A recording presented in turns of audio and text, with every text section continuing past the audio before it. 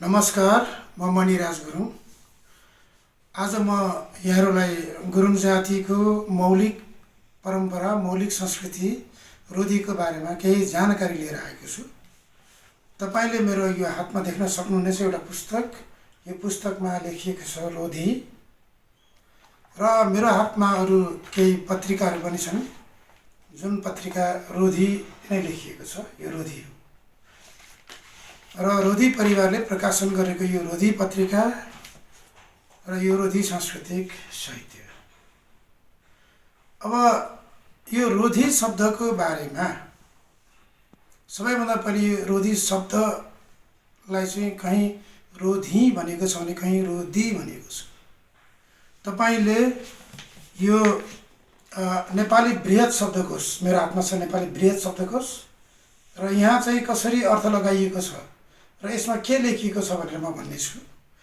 यसमा लेखिएको छ रोधी, र यसमा रोधीको अर्थ लगाइएको छ विशेषतः गुरुङ जातिमा प्रचलित राति निश्चित ठाउँमा ठिटाठिटीहरू भेला भएर गीत गाउने, ख्यालठट्टा गर्ने आदि मनोरञ्जक कार्यक्रम।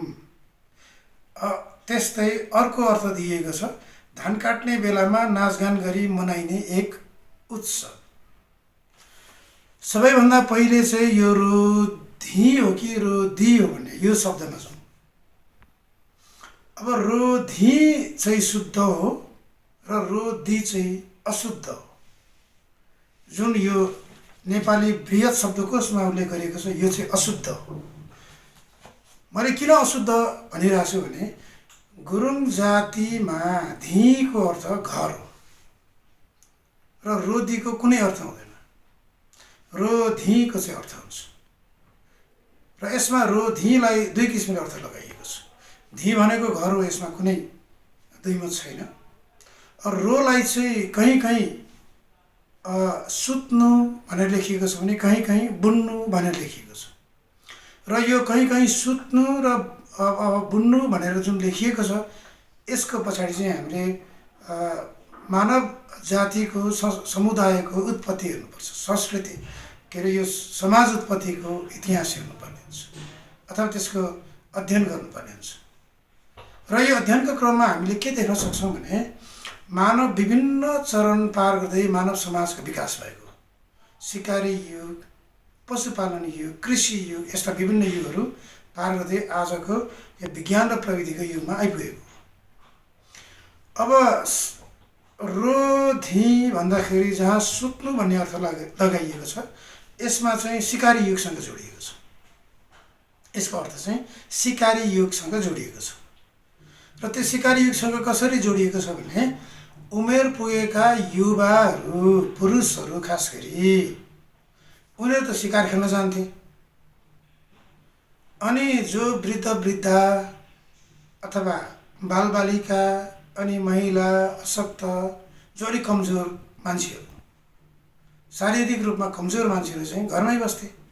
अब उनीहरू चाहिँ अस्थायी रूपमा बसोबास जहाँ गरिन्थ्यो त्यहाँ दायाँ बायाँ छेउछाउका घरहरूमा त जङ्गली जनावरको आक्रमणको डर हुन्थ्यो, अनि जङ्गली जनावरको आक्रमणको डरले गर्दाखेरि उनीहरू चाहिँ बिचमा रहेको एउटा ठुलो भवनमा अथवा ठुलो घरमा भेला भएर सुत्थे।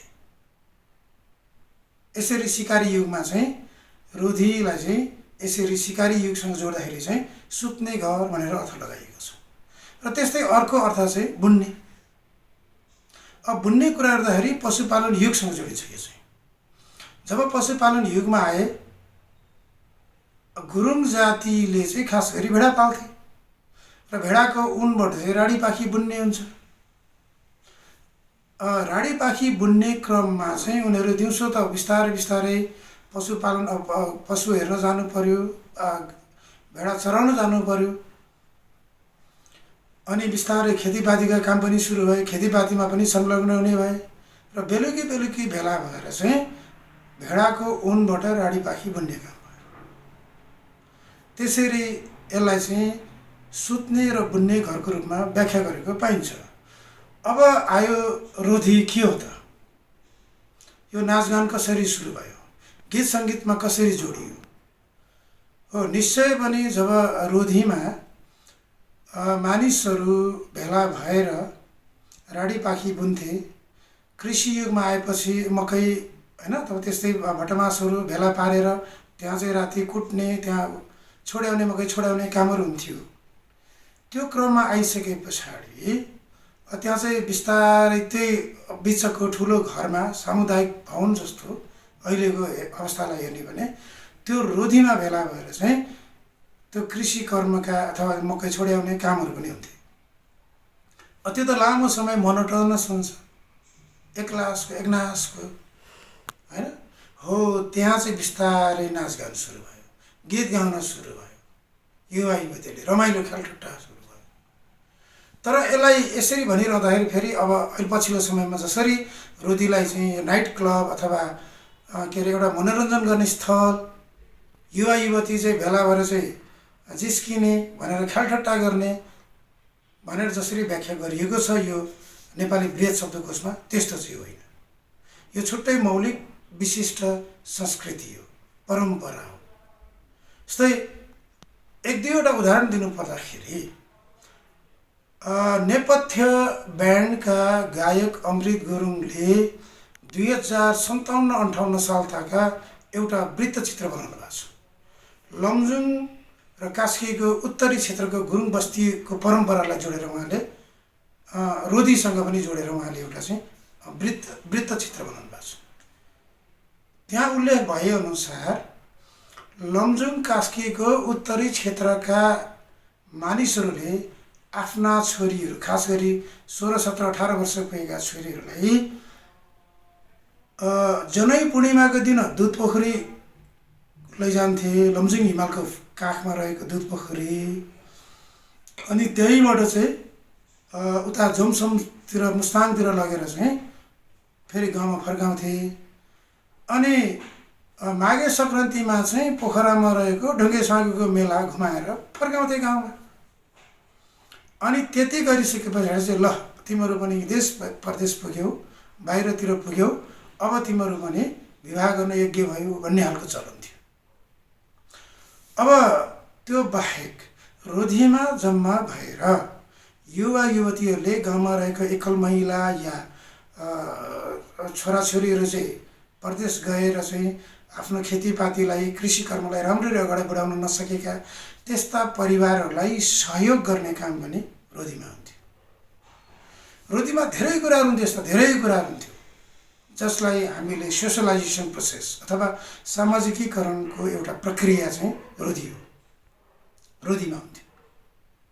तसर्थ रोदीलाई अहिले जसरी व्याख्या गरिएको छ, अहिले हामीले सहर बजारमा देख्न सक्छौँ दोहोरी रेस्टुरेन्टहरू रोदी लेखेको हुन्छ, रोदी लेखेको हुन्छ।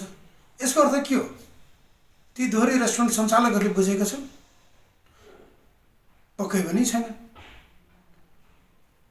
किनभने दोहोरी रेस्टुरेन्ट सञ्चालन गर्ने धेरै मान्छेहरू त नम्बर 1 गुरुङ नहुन पनि सक्छन्।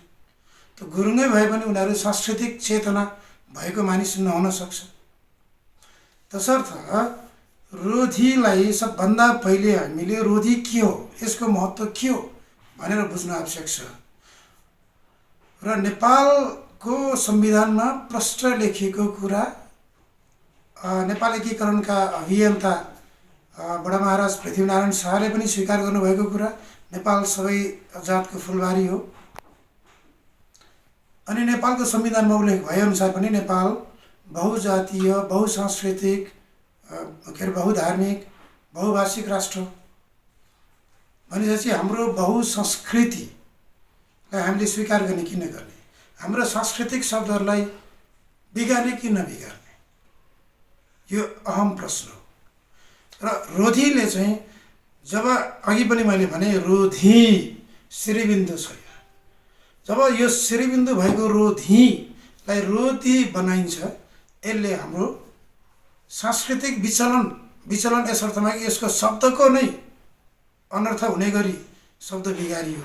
अर्को कुरा चाहिँ अर्थ पनि अनर्थ हुने गरी लगाइएको छ।